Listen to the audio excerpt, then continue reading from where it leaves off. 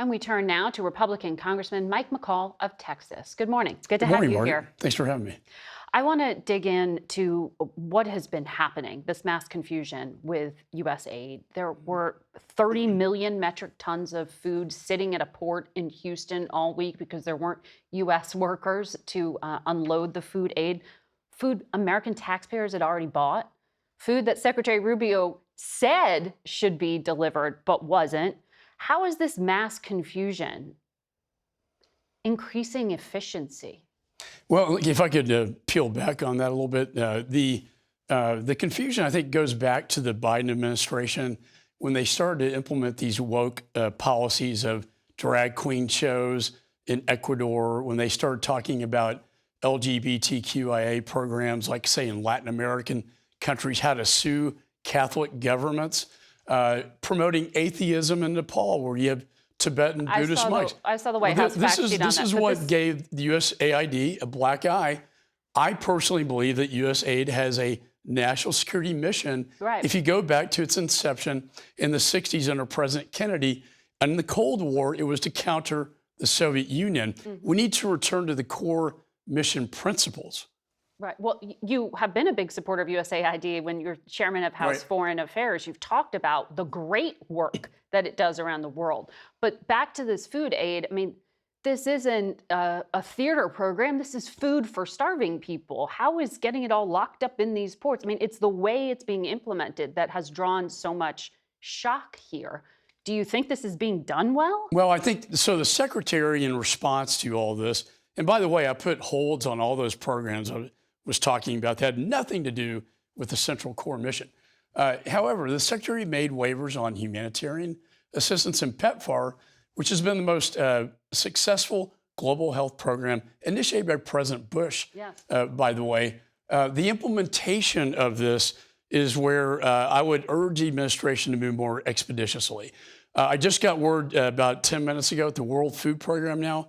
These waivers are now being implemented, that it is being executed, that food will be going out. But to your point, about $40 million in food rotting in these warehouses in Houston, about 500,000 metric tons on ships, on the sea. The Peace Through Food program dates back to the 50s after the Marshall Plan.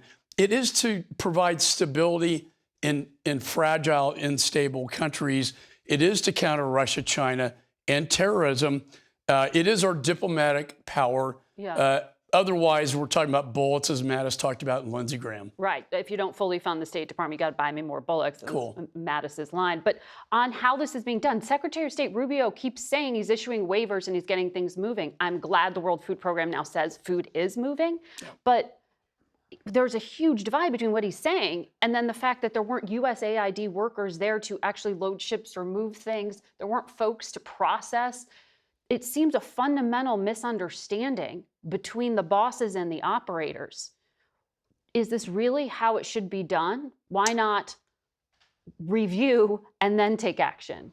And there's a debate about whether you should, there is a top to bottom review. I think after what happened under the Biden administration, it absolutely needs to be reviewed to get back to the core mission, as I talked about. Right. So that is being done. At the same time, putting a halt on all humanitarian assistance and life-saving medicines. I think that's where Secretary Rubio issued these waivers for a reason, in consultation with the president, President Trump. And it seems to me his department needs to start implementing the waivers. Now, again, the people World have to Food be able to go Program back is to doing work. I mean, that was before the courts, if people could even go back to work to implement what he's telling them to do. And there is a temporary injunction on that issue.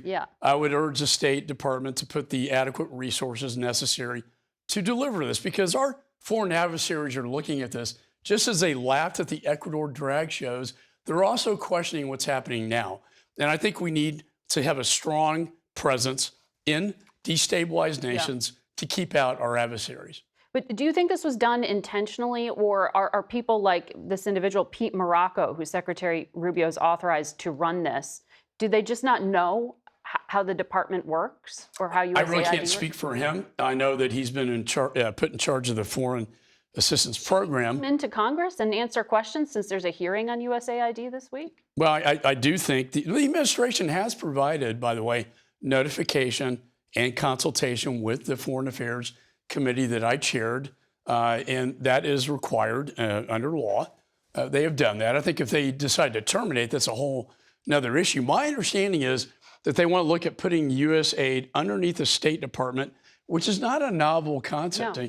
Madeleine Albright talked about this Right. under, in Bill Clinton, and Warren Christopher talked about this. Even Joe Biden talked about this. I think putting it under state makes a lot of sense to me to provide the direct supervision and oversight. But you know how this department works since you were the chair for so long of the committee overseeing it. When this Trump-appointed judge put that federal the pause on the putting USAID workers on leave, he wrote in the opinion, no future lawsuit could undo the physical harm that might result if USAID employees are not informed of imminent security threats occurring in the countries to which they've relocated in the course of their service to the United States. He's saying that the messy way this rolled out put people in physical risk when they are deployed by our government to countries overseas. Did the Secretary of State have any idea? Secretary of State issued the waivers for PEPFAR and for humanitarian, both food and medicine. But people living and working in places like Syria aren't able to access computer systems and security warnings that are there. Every president that comes in does a review.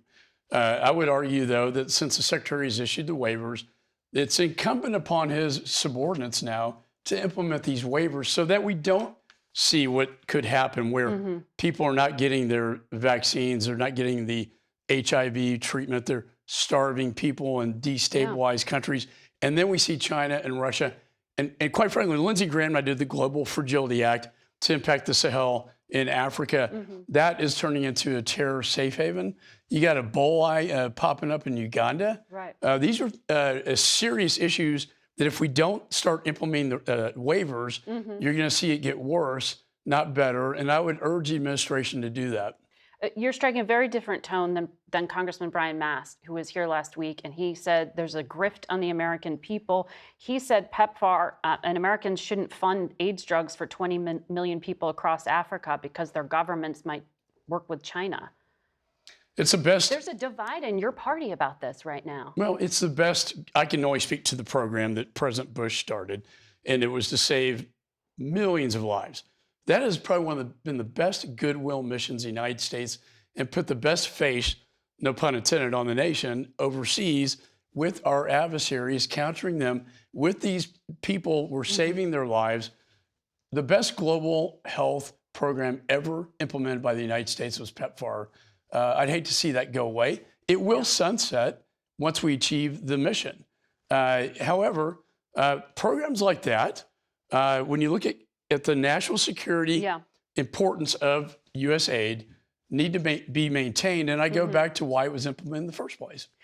On Friday night, the president ordered all foreign assistance to South Africa be halted and said we should prioritize the resettling of Afrikaner refugees. These are white South Africans. That means they will get priority over everyone, it seems, because there's a suspension of refugee entry into the United States, including those Afghan allies who worked alongside the United States. Are you going to try to help lift that? Yeah, I believe, I did a comprehensive investigation at the debacle of Afghanistan that the Biden administration was responsible for, including leaving our Afghan partners behind. Should they get a carve out from the Trump ban on refugees? And I do believe that it was an unintended consequence that needs to be fixed. Look, we promised them that we would protect them when they worked with our servicemen and women in Afghanistan. These are the interpreters, the ones who are right alongside our combat veterans. They have these special immigrant visas and P1, P2, and it's my view that they should be allowed to go forward with the SIV program. And they have been vetted, by the way, Margaret. They have been vetted. Unlike some of the other groups they talk about, these have been vetted. They worked with our troops to defeat the Taliban, which unfortunately Biden surrendered to. But it seems to me we ought to live up to our word. Otherwise, down the road in another conflict, no one's going to trust us. Congressman McCaul, thank you. Thanks, Margaret.